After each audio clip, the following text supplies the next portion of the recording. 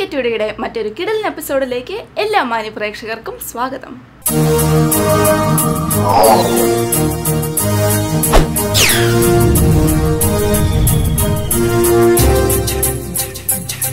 നമസ്കാരം.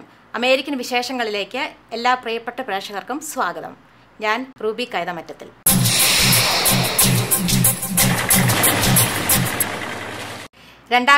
ലെ ബെസ്റ്റ് കൊമേഡിയനുള്ള സംസ്ഥാന ചലച്ചിത്ര അവാർഡ് ജേതാവ് പ്രശസ്ത നടൻ സുരാജ് വെഞ്ഞാറമ്മൂട് തനിക്ക് ലഭിച്ച ഈ പുരസ്കാരത്തിന്റെ സന്തോഷം കൈരളി TV USA പങ്കുവച്ചു.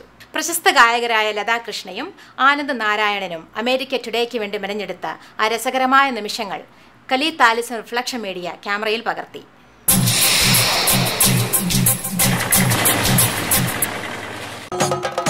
Golden Retreat presents a beautiful home away from home, an ideal investment opportunity exclusively for NRIs, offering you a superb investment, giving you regular monthly lifelong income or gracious living in the most prestigious Gator community. Earn 50,000 rupees per month in the first year itself and see your investment appreciates. Visit our website www.goldenretreat.in for contact details in America. നമസ്കാരം. America ടുഡേയുടെ എല്ലാ പ്രിയപ്പെട്ട പ്രേക്ഷകർക്കും സ്വാഗതം. Hero വേഷങ്ങൾ ചെയ്ത super സ്റ്റാറായ ഒരുപാട് മലയാളം താരങ്ങളുണ്ട് നമ്മുടെ cinema ലോകത്ത്. പക്ഷേ സഹനടനായിട്ടും കൊമേഡിയനായിട്ടും റോളുകൾ ചെയ്ത് പതുക്കെ സൂപ്പർ സ്റ്റാർ പദവിയിലേക്ക് എത്തിയ വളരെ ചുരുക്കം ചിലർ മാത്രമേ ഉള്ളൂ. നർമ്മവും അഭിനയ മികവും ജനപ്രീതിയും നല്ല പൊളപ്പൻ തമാശകളും ചേർന്നാൽ നമുക്ക് ഇന്നത്തെ അതിഥിയായി welcome to all the viewers. ഇന്ന് നമ്മുടെ ഗസ്റ്റ് ആയിട്ട് എത്തിയിരിക്കുന്നത് none other than Shri Suraj Venjaramoodu. നമസ്കാരം. നമസ്കാരം ചേട്ടാ. നമസ്കാരം. അമേരിക്ക ടുഡേയുടെ പ്രേക്ഷകരുടെ ഭാഗത്ത് നിന്നും സ്വാഗതം. നന്ദി. നമസ്കാരം. 3-4 നമസ്കാരമായി. ഇനി അമേരിക്ക ടുഡേയിലെ വിശേഷങ്ങൾ അറിയാം. സുരാജ് ചേട്ടാ, ഞങ്ങൾക്ക് വളരെയധികം സന്തോഷമുണ്ട് ചേട്ടന് ഇപ്രാവശ്യത്തെ സംസ്ഥാന അവാർഡ് ലഭിച്ചു എന്നറിഞ്ഞതിൽ. യെസ്, അതെ, കറക്റ്റ്. അപ്പം ഇപ്രാവശ്യത്തെ സംസ്ഥാന അവാർഡ് ലഭിച്ചതിന് ശേഷം ചേട്ടൻ ആദ്യമായിട്ടാണ് എനിക്ക് തോന്നുന്നു ഇൻ്റർവ്യൂ കൊടുക്കുന്നത്, അല്ലേ? ചേട്ടൻ്റെ ആ ഒരു എക്സ്പീരിയൻസ്, ഐ മീൻ അവാർഡ് ലഭിച്ചപ്പോൾ ആ സമയത്തുണ്ടായ സന്തോഷം ഞങ്ങളിവിടെ പങ്കുവെക്കണം. തീർച്ചയായിട്ടും. എനിക്ക് ആദ്യ തവണയും കിട്ടി, കഴിഞ്ഞ പ്രാവശ്യവും സംസ്ഥാന അവാർഡ് കിട്ടി കൊമേഡിയനുള്ള.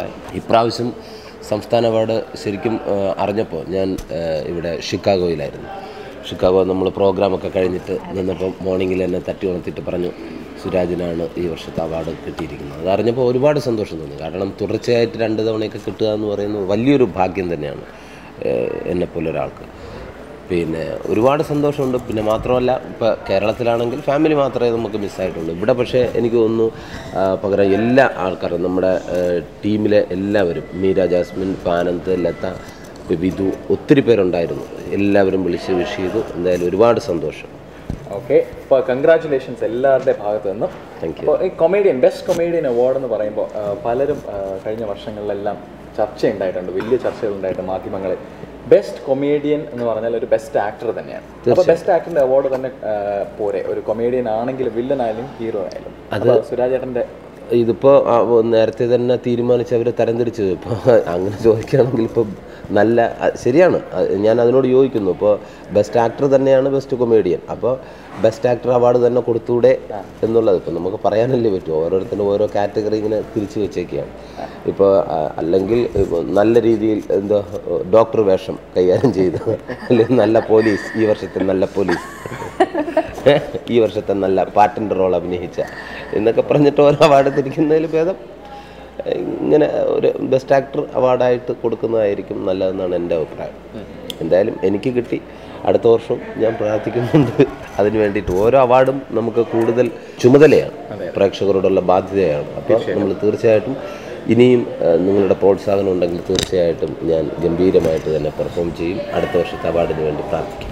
തീർച്ചയായിട്ടും. അവാർഡുകളുടെ പട്ടികയിൽ ഈ നാഷണൽ അവാർഡ് കിട്ടിയ ആദാമിൻ്റെ മകൻ അബു, അതിലും സുരാജൻ്റെ റോള് ചെയ്തിട്ടുണ്ട്. പിന്നെ ഒരുപാട് ഇത് കിട്ടിയ മികവുള്ള ക്യാരക്ടേഴ്സുള്ള ഗദ്ദാമയിലും ചേർന്ന് റോൾ ചെയ്തിട്ടുണ്ട്. അപ്പോൾ സാധാരണയുള്ള ആ ഒരു കൊമേഡിയൻ അല്ലെങ്കിൽ തിരുവനന്തപുരം ഭാഷ സംസാരിക്കുക, അങ്ങനെ ഇങ്ങനെ ഓരോ കാറ്റഗറൈസേഷൻ ഉണ്ട് സുരാജേട്ടൻ. പക്ഷെ അതിൽ നിന്നെല്ലാം വ്യത്യസ്തമായിട്ട് ഗദ്ദാമ പോലത്തെ സിനിമകളൊക്കെ ചെയ്യുന്നത്. അപ്പോൾ അങ്ങനത്തെ റോളുകൾ സുരാജേട്ടന് വരാറുണ്ടോ? അതോ ആൾക്കാർ എപ്പോഴും കൊമേഡിയൻ റോളും അല്ലെങ്കിൽ തിരുവനന്തപുരം ഭാഷയ്ക്ക് വേണ്ടി ചോദിക്കാറുണ്ട്? അത് ചില ആൾക്കാർ തന്നെ പറയും ഒന്ന് തിരുവനന്തപുരം സ്ലാങ് അതിൽ പറഞ്ഞേക്കണമെന്ന്, ഡയറക്ടറോ അല്ലെങ്കിൽ തിരക്കഥാകൃത്തോ ഒക്കെ പറയും. അതനുസരിച്ചിട്ട് ഞാൻ പറയും. അതല്ലാ സമയത്ത് ചില സമയത്ത്, അതായത് ഇപ്പോൾ എന്നെ ഓഡിയൻസ് കാണുമ്പോൾ അത്രയും പറയുന്നത് തള്ള എന്തരപ്പി സുഖങ്ങളൊക്കെ തന്നെ എന്നാണ്. അത് കേൾക്കുമ്പോൾ എനിക്കൊരു ഭയങ്കര സന്തോഷമാണ്. അപ്പോൾ ജനം ഇപ്പോഴും അത് ആഗ്രഹിക്കുന്നു. ഇവിടെ US വരെ ആക്ച്വലി നമ്മൾ ഓരോ ഷോയ്ക്ക് പോകുമ്പോഴത്തേക്ക് ആദ്യം ആൾക്കാർ കൊതിച്ചിരിക്കുന്നത് അതൊന്ന് വീണ് കിട്ടാനാണ്. സീരിയസ് ആയിട്ടൊക്കെ സംസാരിച്ചാലും അയ്യോ എന്താ വരാത്തെ. അതുകൊണ്ട് ഇപ്പം ഞാൻ ടെസ്റ്റിന് വേണ്ടി മാത്രം ആദ്യം തള്ളയന്തരപ്പി എന്നൊക്കെ പറഞ്ഞങ്ങ് തീർക്കും. പിന്നെ തിരുവനന്തപുരം സ്ലാങ് കാര്യം എപ്പോഴും ആയിക്കഴിഞ്ഞാൽ ഭയങ്കര പ്രശ്നമാണ്. അത് കാരണം ഇപ്പോൾ പടങ്ങളിലൊന്നും ഞാൻ തിരുവനന്തപുരം സ്ലാങ് ഉപയോഗിക്കാറില്ല. മാത്രമല്ല ഗദ്ദാമ പോലുള്ള ചിത്രങ്ങളിൽ നല്ല വേഷം തന്നതിൻ്റെ ഡയറക്ടറോട് എനിക്ക് പ്രത്യേക നന്ദിയുണ്ട്. കാരണം നമ്മളിൽ എന്ത് ചെയ്യാൻ കഴിവുണ്ട് എന്ന് നമ്മളെ കണ്ടുപിടിച്ച് നമുക്ക് ഒരു വേഷം കിട്ടുകയാണെന്ന് പറഞ്ഞാൽ അത് ഭാഗ്യം തന്നെയാണ്. അപ്പോൾ സീരിയസ് ക്യാരക്ടർ ഇപ്പോൾ ആദാബിൻ്റെ മകൻ അബു എന്ന ചിത്രത്തിൽ, നാഷണൽ അവാർഡ് കിട്ടിയ ചിത്രത്തിലും എനിക്ക് നല്ലൊരു വേഷമായിരുന്നു. സലീമേട്ടൻ്റെ കൂടെ ഒരു ഭ്രാന്തനായിട്ടായിരുന്നു. അതെനിക്ക് ചെയ്യാൻ വളരെ ഈസി ആയിരുന്നു. ഇടയ്ക്കൊക്കെ എനിക്ക് ഭ്രാന്ത് പിടിക്കും. അപ്പോൾ അങ്ങനെയുള്ള നല്ല പടങ്ങളിലൊക്കെ അഭിനയിക്കാനൊരു ഭാഗ്യം കിട്ടി, ഗദ്ദാമ പോലുള്ള പടങ്ങൾ. അപ്പോൾ അതുപോലുള്ള പടങ്ങളിൽ നമുക്ക് ആഗ്രഹിക്കുന്നു. വിളിച്ചു കഴിഞ്ഞാൽ തീർച്ചയായിട്ടും കോമഡി കാറ്റഗറി ആയിട്ട് ഇങ്ങനെ തരംതിരിച്ച് വിടാതെ എനിക്ക് നല്ല വേഷങ്ങൾ, വ്യത്യസ്തമായിട്ടുള്ള എല്ലാ വേഴ്സറ്റാലിറ്റി തെളിയിക്കാൻ പറ്റുന്ന എല്ലാ വേഷങ്ങൾ കിട്ടുകയാണെങ്കിൽ ചെയ്യും. ചേട്ടാ, അപ്പം ഈ നമ്മളിപ്പോൾ US നമ്മുടെ ഇപ്രാവശ്യത്തെ ഷോ സൂപ്പർ ഹിറ്റാണ് ഇവിടെ അല്ലേ? അപ്പം ചേട്ടൻ അതിനെ പറ്റിയിട്ട് എന്താണ് പറയാനുള്ളത്? ഞാൻ ഒരു 4 തവണ അമേരിക്കയിൽ വന്നെങ്കിലും അതിനെല്ലാം വ്യത്യസ്തമായിട്ടുള്ള ഒരു അടിപൊളി ഷോ, നല്ല ടീമിനോടൊപ്പം വന്ന് ഗംഭീരമായ ഷോ കാഴ്ചവെക്കാൻ കഴിഞ്ഞതിൽ അതിയായ സന്തോഷമുണ്ട്. സാധാരണ ഇവിടുന്ന് പോകുമ്പോൾ തന്നെ ഇനിയിപ്പോൾ വീട്ടിലോട്ട് പോകുമ്പോൾ അതിൻ്റെ ആ തിരക്ക് കാര്യങ്ങളൊക്കെ ഉണ്ട്. പക്ഷേ എന്തോ ഭയങ്കര നല്ല കിടിലൻ ടീമായിരുന്നു. മീര ജാസ്മിൻ, വിധു പ്രതാപ്, ഇപ്പോൾ ആനന്ദ്, ലത, അങ്ങനെ ശ്രീജിത്ത്, അങ്ങനെ ഒത്തിരി പേരുണ്ട്. പേര് വിട്ടുപോയിട്ടുണ്ടെങ്കിൽ കാര്യം പടപട പറയുമ്പോൾ ചിലപ്പോൾ എല്ലാ പേരും വന്നു നിന്നിരിക്കില്ല. അപ്പോൾ ഈ എന്തെങ്കിലും വ്യത്യാസമുണ്ടോ കേരളത്തിൽ കളിക്കുന്നത്? ഇപ്പോൾ നിങ്ങളൊരു അടിപൊളി മിമിക്സ് ടീമാണ് വന്നിരിക്കുന്നത്, ഏറ്റവും നല്ല നല്ല റിയാലിറ്റി ഷോ എന്നുള്ള ആൾക്കാരെല്ലാം ചേർന്ന്. അപ്പോൾ എന്തെങ്കിലും അമേരിക്കൻ ഓഡിയൻസും കേരള ഓഡിയൻസ് എനിക്ക് തോന്നുന്നു ഇത്രയും അവർ വെയിറ്റ് ചെയ്തിരിക്കില്ല. ഒരു പ്രോഗ്രാം വന്നു പറഞ്ഞാൽ ഇപ്പോൾ രാത്രിയൊക്കെ പ്രോഗ്രാം അവതരിപ്പിക്കാനെന്ന് പറഞ്ഞു കഴിഞ്ഞാൽ അവിടെ കൂടുതലൊന്നും ഓഡിയൻസ് വരാറില്ല. പക്ഷെ അമേരിക്കയിലുള്ളവരെല്ലാം ഇത് എത്ര ഷോ വന്നാലും, ഇപ്പം തന്നെ 3-4 ഷോ വന്നെന്ന് തോന്നുന്നു. അപ്പോൾ എല്ലാ ഷോയ്ക്കും ആൾക്കാർ വരിക എന്ന് പറയുന്നത് അവർ കലാകാരന്മാരുടെ ആ കലാപ്രകടനം കാണാൻ അത്രയേറെ അവർക്ക് താല്പര്യമുണ്ട്. കലയെ ഒരുപാട് എനിക്ക് തോന്നുന്നു സ്നേഹിക്കുന്ന ആൾക്കാരാണ് നമ്മുടെ മറുനാടൻ മലയാളികൾ, പ്രത്യേകിച്ച് അമേരിക്കൻ മലയാളികൾ. അതെ ചേട്ടാ, ചെറിയൊരു ഇൻട്രപ്ഷൻ. ഇത്രയും നേരം നമ്മൾ സീരിയസ് ആയിട്ട് കുറേ സംസാരിച്ചു. ഇനി ഒരു കാര്യം എനിക്ക് ചോദിക്കാനുണ്ട്. എനിക്കറിയാം, എന്തായാലും പ്രേക്ഷകർക്ക് അറിയാൻ വേണ്ടിയിട്ട്, ചേട്ടൻ സിനിമയിൽ കയറി കഴിഞ്ഞിട്ട് ഏറ്റവും കൂടുതൽ പേടിച്ച നിമിഷം എപ്പോഴാണ് എന്നാണ് ചോദിക്കാനുള്ളത്. ഞാൻ മുമ്പ് പറഞ്ഞിട്ടുണ്ട്, ശരിക്കും ഞാൻ സിനിമയിൽ വന്നിട്ട് ഏറ്റവും കൂടുതൽ പേടിച്ച നിമിഷം എന്ന് പറഞ്ഞു, ഞാൻ ആരാധിച്ചിരുന്ന ഒരു നടിയെ മേക്കപ്പ് ഇല്ലാതെ കണ്ടപ്പോൾ ഞാൻ ഞെട്ടിപ്പോയി. ലതയൊക്കെ മേക്കപ്പ് ഇല്ലാതെ കാണണം, പെറ്റ തള്ള സഹിക്കില്ല. ഇല്ല, ലത മേക്കപ്പ് ഇടാതെ തന്നെയാണ് ഇരിക്കുന്നത്. എന്നോട് പറഞ്ഞു കരി പോലും എഴുതിയില്ല എന്ന് പറഞ്ഞു. പെട്ടെന്ന് വിളിച്ചതുകൊണ്ട് ഓടി വന്നതാണ്. ലത കാണാൻ സുന്ദരിയാണ്, നേരിട്ടും അതേ ക്യാമറയിലും. ഓക്കെ, ശരി. അപ്പൊ പെർഫെക്റ്റ് ആൻസർ. ലത ഒന്ന് ചോദിച്ചു വാങ്ങിച്ചു എന്ന് വേണമെങ്കിൽ ഞാൻ പറയാം. എന്തായാലും ലത സുന്ദരിയാ, യാതൊരു മാറ്റമല്ല. പിന്നെ അമേരിക്കയിൽ വന്നിട്ട് പേടിച്ച് ലതയെ കണ്ടിട്ടൊന്നുമല്ല, അത് സത്യമാണ്. ശരിക്കും അമേരിക്കയിൽ വന്നിട്ട് പേടിച്ച് നമ്മൾ അമ്യൂസ്മെന്റ് പാർക്കിൽ പോയപ്പോ മറ്റെന്തോ കറങ്ങുന്ന ഒരു, അതെ, ഞങ്ങളെല്ലാരും കൂടെ സുരാജ് എന്നെ തള്ളി കയറ്റി അതിൻ്റെ അകത്ത്. സത്യം എനിക്ക് ഭയങ്കര പേടിയായിരുന്നു. കാരണം എന്ത് പറ്റുമെന്ന് അറിയില്ല. ഇത് ഇങ്ങനെ 2 സാധനം ഇരിക്കുന്നു, ഇങ്ങനെ കെട്ടിവെച്ചിട്ട് ഇങ്ങനെ വന്നപ്പോൾ ഞാൻ കരുതി ഒരു നിമിഷം എൻ്റെ വീട്ടിൻ്റെ ഫ്രണ്ടിൽ ആൾക്കാർ വീത്തൊക്കെ കൊണ്ടുവയ്ക്കുന്നതായിട്ട് ഞാൻ കണ്ടു.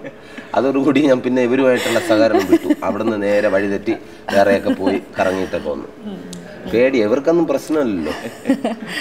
എന്തായാലും സുരാജേട്ട, അപ്പോൾ ഇപ്പം തന്നെ സുരാജേട്ടൻ്റെ മാനേജേഴ്സിനൊക്കെ ഇവിടെ കോളുകളാണ്, ഫോൺ കോളുകളാണ്, എന്നെത്തും തിരിച്ച്. അപ്പോൾ എനിക്ക് തോന്നുന്നത് ഈ എയർപോർട്ടിൽ നിന്ന് പിക്ക് ചെയ്ത ലൊക്കേഷനിലേക്ക് കൊണ്ടുവന്ന ലക്ഷണം തോന്നുന്നുണ്ട്. കറക്റ്റാ. അപ്പോൾ എങ്ങനെയാണ് ഫ്യൂച്ചർ പ്രോജക്ട്സും അവിടെ വെച്ചിട്ടുള്ള വർക്കൊക്കെ? ഇനി ചെന്നിട്ട് ദിലീപേട്ടൻ്റെ മിസ്റ്റർ മരുമകൻ എന്ന ചിത്രമുണ്ട്, സന്ധ്യ മോഹനാണ് ഡയറക്ടർ. അത് ഞാൻ ഇവിടുന്ന് 16-ാം തീയതി മോർണിംഗ് അവിടെ എത്തിയ ഉടനെ നേരെ അതിലേക്കാണ് പോകുന്നത്. പിന്നെ അത് കഴിഞ്ഞിട്ട് മുകേഷ് ഏട്ടൻ്റെ ഒരു പടമുണ്ട്, പിന്നെ തേജ ഭായ്, അതിന് 19-ാം തീയതി മലേഷ്യയിലാണ്. അപ്പോൾ തേജാബായിയുടെ ഷൂട്ടിംഗ്, പൃഥ്വിരാജിൻ്റെ, അങ്ങനെ ഒരു 4-5 പടം ഞാൻ ചെന്നിട്ട് തീർക്കാനുണ്ട്.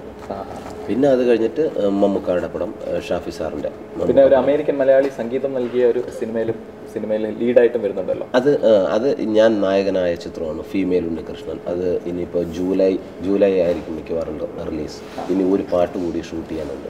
അമേരിക്കയിലുള്ള മലയാളി തന്നെയാണ്, ഷാജി എന്ന് പറയുന്ന ആളാണ് മ്യൂസിക് ഡയറക്റ്റ് ചെയ്തിരിക്കുന്നത്, ന്യൂയോർക്കിലുള്ള. ശരി, അപ്പോൾ ഒരുപാട് സമയം ഇല്ല നമുക്ക്, സുരാജ് ചേട്ടനുമില്ല, ഇങ്ങനെ ബിസിയായിട്ട് ഓടിക്കൊണ്ടിരിക്കുകയാണ്. ഇനി വീട്ടിൽ പോകാനുള്ള, ഷൂട്ടിങ്ങിലേക്ക് തിരിച്ചു പോകാനുള്ള ഒരു ആകാംക്ഷ ഉണ്ടാവും അല്ലേ, കുറേ നാൾ മാറി നിന്നിട്ട്. അപ്പോൾ ഒരു ഫൈനൽ ഒരു ക്വസ്റ്റ്യൻ, അടുത്ത ജന്മത്തിൽ സുരാജ് വെഞ്ഞാറമൂടായിട്ട് തന്നെയാണോ ജനിക്കാൻ ആഗ്രഹം? അടുത്ത ജന്മത്തിൽ എനിക്ക് ഒരിക്കലും സുരാജ് വെഞ്ഞാറമൂടായിട്ട് ജനിക്കേണ്ട. കാരണം അല്ല, വേറെ ഒന്നും കൊണ്ടല്ല, ആവർത്തന വിരസത വരും. ഇപ്പൊ തന്നെ എന്നെ കാണുമ്പോൾ തള്ള എന്തരപ്പി എന്ന് വിളിക്കണം. അടുത്ത ജന്മം ഞാൻ തള്ള എന്തരപ്പി എന്നൊക്കെ പറഞ്ഞു വരുമ്പോ എല്ലാരും പറയും, ഇവന്റെ ഈ ജന്മം നിർത്തില്ല, ഇത്രയ്ക്ക് ബോറാണ്. അതെ, അതുകൊണ്ട് അടുത്ത ജന്മം എനിക്ക് താല്പര്യമില്ല. എന്നാലും എനിക്ക് എൻ്റെ അച്ഛൻ്റെയും അമ്മയുടെയും മകനായിട്ട് തന്നെ ജനിക്കാനാണ് ഏറ്റവും വലിയ ആഗ്രഹം. എന്തായാലും തീർച്ചയായിട്ടും മലയാളികൾക്കും മലയാള സിനിമയ്ക്കും സുരാജ് വെഞ്ഞാറമൂട് എന്നും നമ്മുടെ കൂടെ ഉണ്ടാവണം. ഒരുപാട് സിനിമകൾ ഇതുപോലെ അഭിനയിച്ച് അവാർഡുകൾ വാങ്ങിക്കൂട്ടി, നായകനായിട്ടും കൊമേഡിയനായിട്ടും വില്ലനായിട്ടും.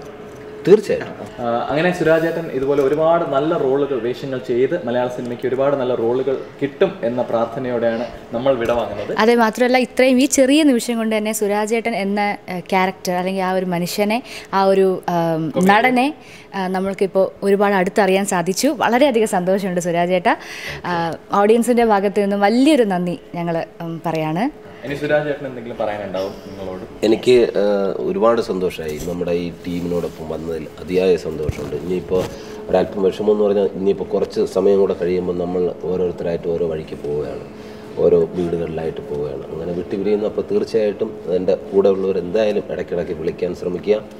ഇത് ഒരു താൽക്കാലികമായിട്ടുള്ള വിടപറച്ചിൽ മാത്രമാണ്. പ്രത്യേകിച്ച് കൈരളി ടി വിക്ക്, കൈരളി ടി വിയിലെ എല്ലാ പ്രേക്ഷകരോടും എൻ്റെ ഹൃദയം നിറഞ്ഞ നന്ദി അറിയിക്കുകയാണ്.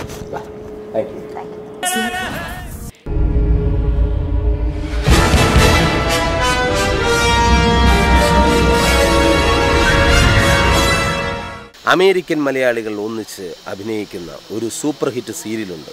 അത് പലരും കണ്ടു കാണും, പക്ഷെ കാണാത്തവരും ഇനി കാണാതിരിക്കരുത്. ഒരു സൂപ്പർ ഹിറ്റ് സീരിയലാണ്, ഞാൻ കണ്ടു, എനിക്കിഷ്ടമായി.